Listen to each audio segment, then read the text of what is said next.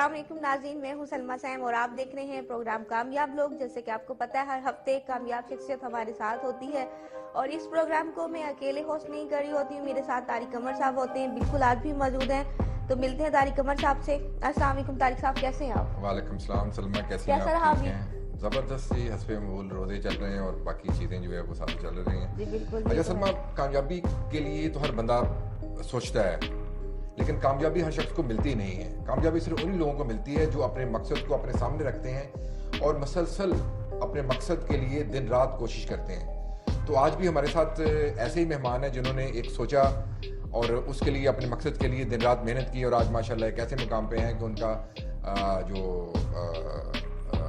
जो तारफ़ है वो किसी महताज का नहीं है। तो आप प्लीज़ ज़रा बताइए ज़रा। जी नाज़रीन, आज की जो हमारी मेहमान हैं कोई मेल नहीं बल्कि फीमेल हैं और माशाल्लाह पेशे से डॉक्टर हैं। इनके बारे में इन्हीं से बहुत कुछ सुनेंगे और आपको भी जानने का मौका मिलेगा। तो आज की जो हमारी गेस्ट हैं डॉक्टर अस्मा मुनीर साहबा, मिलते हैं इनसे, हमारे साथ मौजूद हैं। अस्सलाम वालेकुम, कैसी हैं डॉक्टर साहबा? वालेकुम सलाम, आप कैसी हैं? अल्हम्दुलिल्लाह, रमज़ान के खूबसूरतियों के साथ ज़िंदगी रहें। बिल्कुल, आपको भी रमज़ान की बहुत बहुत मुबारक हो। बहुत शुक्रिया। तो डॉक्टर साहबा आप ये बताएं कि आप पाकिस्तान कहाँ से हैं?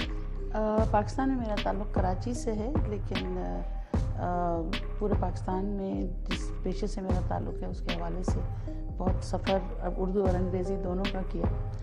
तो आपने इब्तदाई तालीम कहाँ से हासिल किया? इब्तदाई तालीम मेरी एक छोटे से स्कूल से शुरू हुई जो कि नाज़ाबाद नंबर 5 में पिछली गलियों में एक छोटा सा कैम्ब्रिज स्कूल हुआ था कराची में। वहाँ की मैं पहली डॉक्टर हूँ। मेरा ख्याल है मुझे फ़ख्र है इस मामले के 9 स्टूडेंट्स से वो स्कूल शुरू हुआ था और फिर वो कैम्ब्रिज स्कूल बना और वो मेरी मोहतरम उस्ताद मुशफ़क़ को, जहाँ से मैंने 5 साल में प्राइमरी किया और जिसमें 2 डबल प्रमोशंस के साथ फिर मैंने आयशा भवानी से अपना मैट्रिक किया। मैट्रिक के बाद सेंट जोसेफ से इंटर साइंस और उसके बाद डाउ मेडिकल से 1980 में क्वालिफाई किया, MBBS किया। अच्छा, इन तमाम सूरत हाल के पीछे मेरे फैमिली माशाल्लाह डॉक्टर्स की है। मेरे अबू खुद फिजिशियन हैं। तो एक काविश एक जो नज़र आती थी ना कि दुनिया में अगर किसी को कुछ करना है तो कोई ऐसा काम करें जिसमें अल्लाह भी राज़ी हो और हुकूकुल इबाद और हुकूक अल्लाह दोनों जहाँ मिलते नज़र आते हैं। वो मेरा ख्याल है एक दर्स व तदरीस का एक सबसे बड़ा शोबा और उसके बाद सर्विसेज के शोबे जहाँ पे आप इंसानों की खिदमत का एक अमल चलता शुरू हो जाता है।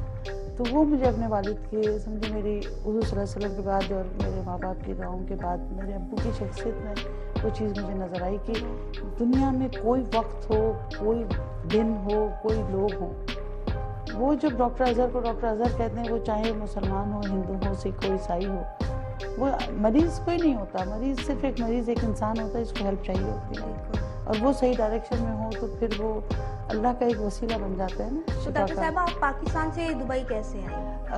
पाकिस्तान में मेरा जो कैरियर शुरू हुआ था 1980 से के बाद ही शुरू हुआ, इसलिए कि मेरा जो ख्वाब था वो जनरल सर्जन बनने का था, लेकिन हालात की नामुसाइद हालात की वजह से मैं पोस्ट ग्रेजुएशन नहीं कर पाई। पार्ट 1 के बाद मेरा पार्ट 2 रह गया।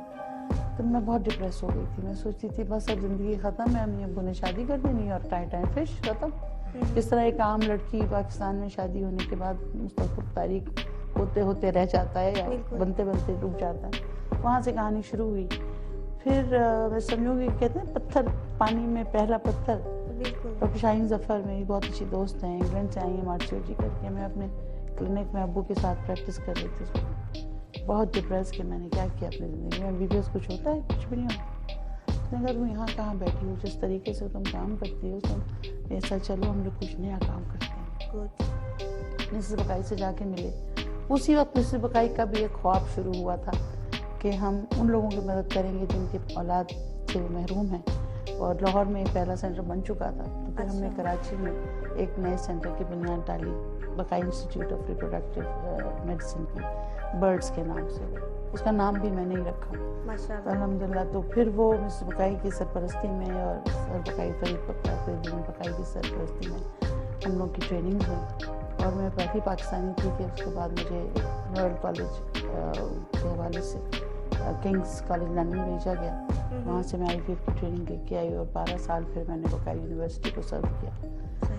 اس کے بعد مجھے بحرین کال کیا گیا. میں نے بحرین میں جا کے اس سینٹر کی کوالٹی کنٹرول کیا. وہاں سے پھر واپس آئی تو کراچی میں اور پورے پاکستان میں جتنے IVF سینٹرز میں کہیں نہ کہیں میرا تعلق آپ کو ملے گا. لاہور میں آسٹریلین کانسیپٹ کی ڈائریکٹر رہی, سرجیمٹ کی ڈائریکٹر رہی, اس کے بعد سرگودا میں اسٹارٹ کیا, مطلب مختلف, اور پھر ٹیچنگ میں ہمیشہ سے رہی, ہر جگہ ٹیسٹ ٹیوب کی ٹریننگ کرتے چلاتے رہے. صاحبہ اس میں آپ نے جو کنسیو کا آپ کا کنسیپٹ جو آپ نے ڈیولپ کیا اس کو اور ایک منفرد حیثیت مقام بنایا آپ نے اس معاشرے میں, اور جو بے اولاد لوگ تھے ان کو ایک نیا کنسیپٹ دیا اولاد کے لیے, تو یہ کتنے سینٹر بنائے آپ نے اور اس کا کیا آپ کا ابھی چل رہا ہے اور مزید اس میں کیا ورک ہو رہا ہے آپ کا؟ جی دیکھیے, بانجھپن یا انفرٹیلٹی ایک ایسا دکھ ہے, ناسور ہے معاشرے کا, کہ جس میں بات کر بھی نہیں کی جا سکتی تھی. عام حالات میں کوئی 2 لوگ منہ چھپاتے پھرتے ہیں, 2 سال شادی کو ہیں, وہی جو 400 لوگ شادی میں آئے ہوئے ہیں وہ شادی کے بعد پوچھ کرتے ہیں کوئی خوشخبری, اور وہی پوچھنے والے دکھ بھی دے رہے ہوتے ہیں کبھی کبھی محبت میں. تو ایسے لوگوں کے لیے لوگوں نے کوئی, آپ حد دیکھیے کہ انشورنس کمپنیز انفرٹیلٹی کے علاج کے لیے پیسے بھی نہیں دیتی. بالکل صحیح بات. یہ ایک ایسا پروجیکٹ تھا کہ جو کہ بہت مشکل تھا. اور پھر ٹیسٹ ٹیوب بیبی کا معاملہ, میں ایک ٹیسٹ ٹیوب بیبی اسپیشلسٹ ہوں, اور ٹیسٹ ٹیوب بیبی اسپیشلسٹ ہونے کا مطلب یہ ہے کہ عام الفاظ میں آپ انسان کی افزائش باہر شروع کرتے ہیں. وہ جو بیج اللہ نے دیے ہیں ایگ اور اسپرم کے طور پہ, ان کو باہر ملاپ, اس کے بعد ماں کے رحم میں واپس ڈالنا, اور پھر انتظار کرنا کہ اللہ میں اس پنیری کو لگا دے. ایک بہت سائنٹیفک, ایک بہت آزمائش اور ایک بہت اسٹریسفل ورک تھا, اور اس کے لیے اسکل کے ساتھ ساتھ اس کے لیے اویئرنیس بہت بڑی ایک مسئلہ تھا پاکستان میں, کیونکہ ابھی تک بھی 30% لوگ ایسے ہیں جو اس کو حلال نہیں سمجھتے. مذہبی نقطہ نظر سے لوگ مذہبی نقطہ نظر سے اس کو غلط سمجھتے تھے. پھر ہم نے فتاوی لیے, فتاوی لیے ہم نے مدینہ یونیورسٹی سے اور یونیورسٹی آف ایجپٹ یونیورسٹی سے, اور جامعہ مصر نے تو باقاعدہ یہ اس بات کو دگ و دو کے ساتھ پاکستان میں اس کی ہماری مدد کی کہ یہ جائز ہے, اس لیے کہ جب تک وہ لیگلی ویڈڈ کپل ہے, میاں بیوی کی حیثیت ہے, اس وقت تک اس کے ان یعنی گمیٹس کو ملایا جا سکتا ہے. the minute they are separate, ہم ان کے بچے بھی واپس نہیں ڈال سکتے. تو یہاں تک ہم نے پھر اس کی کوشش میں لگے رہے, اور اس صفائی کو, اس ذہنوں کو کھولنے کے لیے ہمیں بہت وقت لگا. یعنی 1994 سے میں IVF میں ہوں. آپ سوچئے شروع میں ہم بولتے ہوئے ڈرتے تھے کسی کو کہ ہم ٹیسٹ ٹیوب بیبی اسپیشلسٹ ہیں. آج آپ کو 22 سال ہو گئے ہیں. 22 سال ہو گئے. اور دیکھا جائے تو آپ یہ جو کر رہی ہیں, آپ کے جتنے قدم اٹھ رہے ہیں اس کام کی طرف, یہ ایک صدقہ جاریہ ہے. بالکل صدقہ جاریہ, اس لیے کہ میں سمجھتی ہوں کہ بزنس کرنا, کچھ خریدنا بیچنا, وہ وہیں ختم ہو جاتا ہے. جنریشنز کے لیے کام کرنا اور جنریشن بنانے کے لیے کام کرنا, اور ایک اچھی جنریشن کی تربیت تو پھر الگ آتی ہے, لیکن جنریشن شروع کرنا جو ہے نا, وہ اللہ کے حوالے سے بہت بڑی بات ہے ہمارے لیے. نہیں, ڈاکٹر صاحب یہ بتائیے کہ دیکھیں عام جب ڈاکٹر بنتا ہے تو وہ ایک کنسیپٹ ہوتا ہے کہ ہم لوگ MBBS بن جائیں یا کسی اسپیشلسٹ میں گائنی اسپیشلسٹ ہو جائیں, تو یہ خیال آپ کے دل میں کیسے آیا؟ کس کو دیکھ کے آپ کا انسپریشن لیا؟ بلکہ میرا تو میڈیسن میں پیڈیاٹرک سرجن بننے کا ارادہ تھا, لیکن اللہ میاں, وہ کہتے ہیں مین پروپوزز گاڈ ڈسپوزز والی کہانی شروع ہو گئی کہ میرا ڈپریشن شروع ہوا کہ میں پوسٹ گریجویشن کے لیے نہیں جا سکی. لیکن پھر جس دن میں نے پہلے دن کلینک میں قدم رکھا تو جو عورت آئی اس نے مجھے گائنیکالوجسٹ سمجھا. تو عورتوں کے لیے کچھ کام کرنا تھا, تو ان کی نسل بنانے کے لیے کچھ کام کرنا تھا. تو کوئی ایسا کام جو پاکستان میں پہلے نہیں ہو سکا, تو اس کے لیے پھر جب ہمیں سپرویژن ملا, اور اللہ کا شکر ہے کہ بقایا یونیورسٹی کہ میں بہت شکر گزار ہوں اللہ کے بعد کہ جنہوں نے میرے سر پہ ہاتھ رکھا. اور اس کے لیے فائنینس بہت مشکل تھا, اس لیے کہ اس زمانے میں 6,000 پاؤنڈ اس کی فیس تھی, کیونکہ آپ سوچ نہیں سکتے تھے ایک عام ڈاکٹر کے MBBS کے بعد وہ کچھ کر سکے. تو پوسٹ گریجویشن ایک تو لازمی, اس کے بعد اس کو امپلیمنٹ کرنا اور سروس کے طور پر لے کے چلنا, اس کو کمرشلائزیشن سے بچانا, یہ بہت بڑا مسئلہ تھا پاکستان میں. بہت خوبصورت باتیں ہو رہی ہیں اور بہت اچھا لگ رہا ہے بات سننا. یقیناً آپ سب لوگوں کو بھی اچھا لگ رہا ہوگا ڈاکٹر اسما کے ساتھ. تو ہمارے ساتھ رہیے گا, لیتے ہیں بریک اور آتے ہیں بریک کے بعد, اور پھر ایک بار گفتگو کا سلسلہ جاری رہے گا.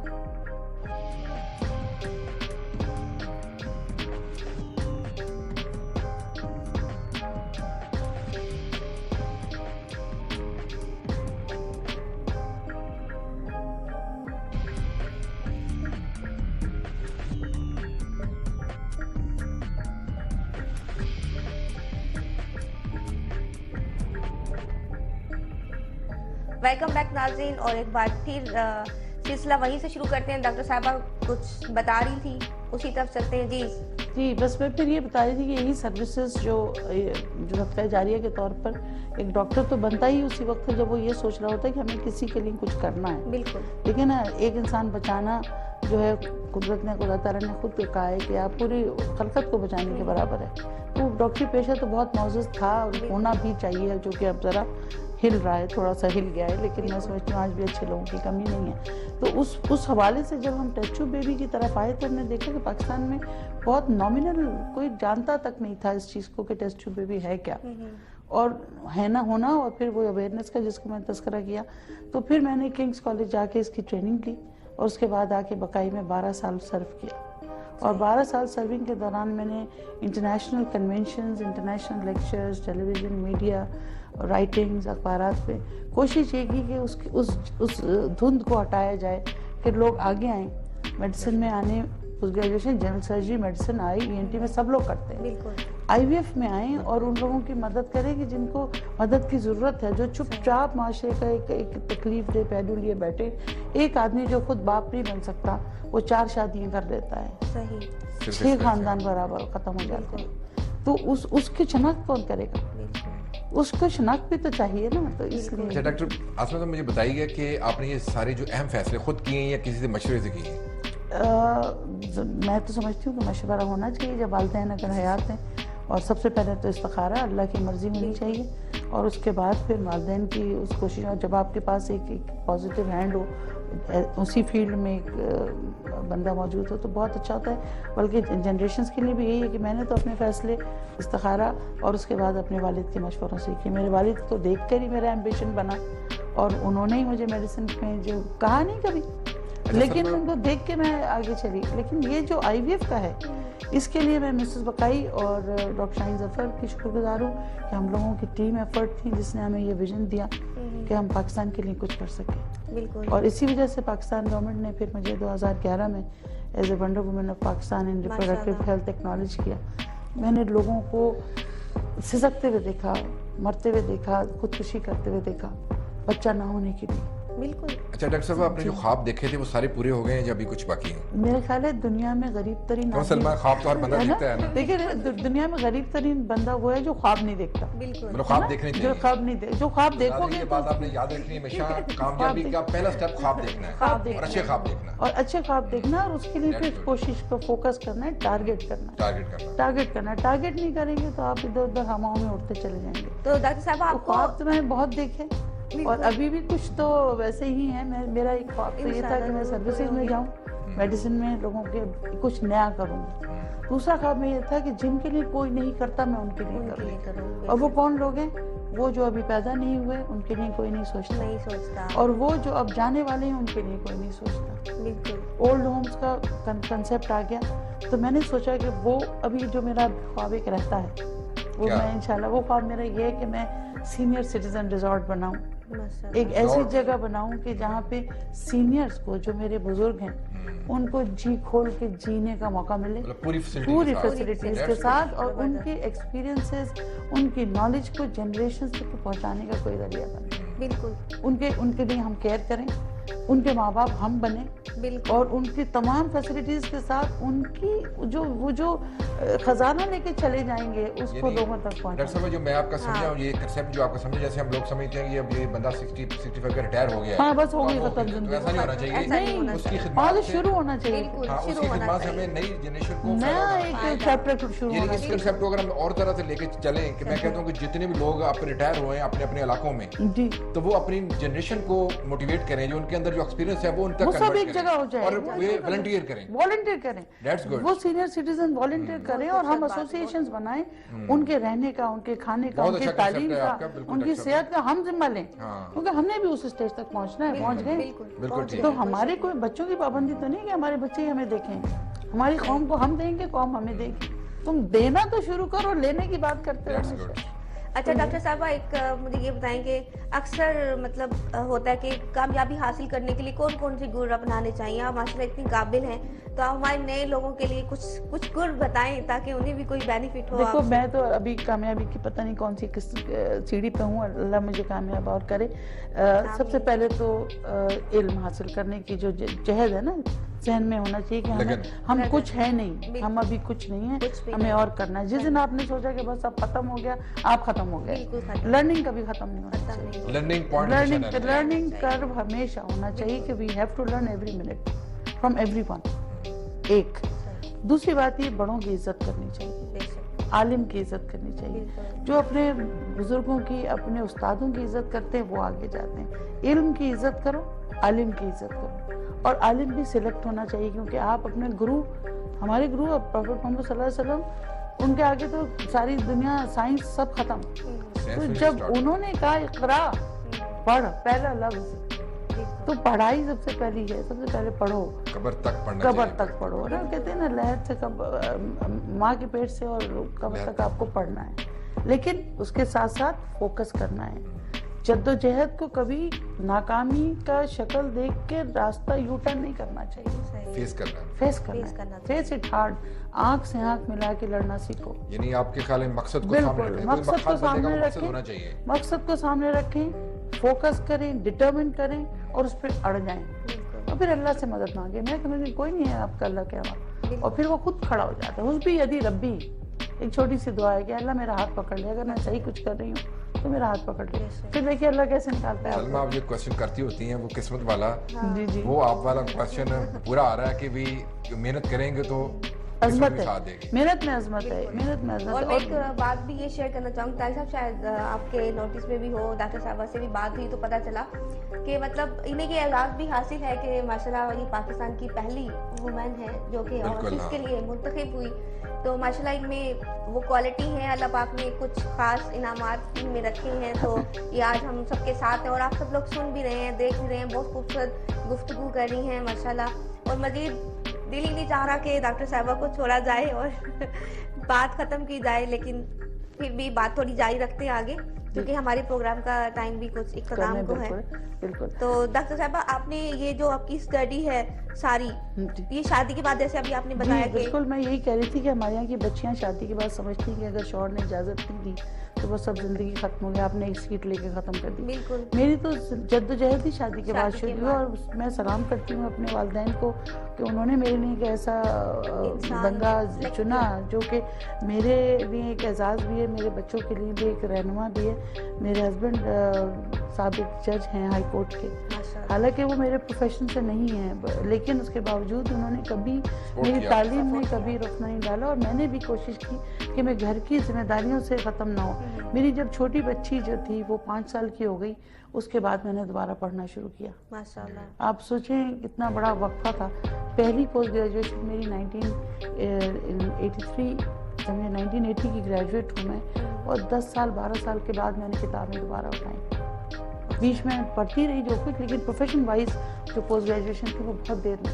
अच्छा डॉक्टर साहब, बच्चों की जिम्मेदारी अपनी जगह अपनी पूरी करके फिर आगे चले। अच्छा डॉक्टर साहब, मुझे ये बताएं कि अक्सर अभी हमने देखा कि लोग, नौजवान नस्ल हमारी जो बड़ी मायूस हो जाती है, उनको ना गाइडलाइन में थी वो क्या करें, मतलब परेशान हो जाते हैं।